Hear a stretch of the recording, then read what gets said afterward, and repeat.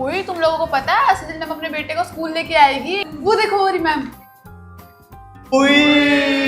Ma'am इसको कैसे ले आए आज? हाँ, जिसकी दादी की तबीयत खराब थी ना, तो मैंने कहा चलो स्कूल ले जाती हूँ। हेलो बोलो बेटा सारे बच्चों। सेजल मैडम के बेटे को रसना पिलाते हैं।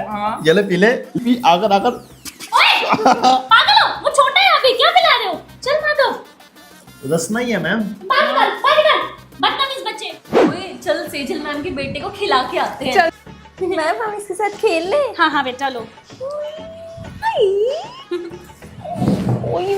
आराम से आराम से।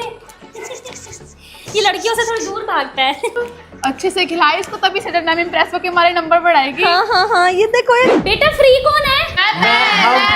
इसका एक बार डायपर फेंको, ये लो। नहीं मैम मुझे काम है। नहीं ठीक है, क्या लेगा?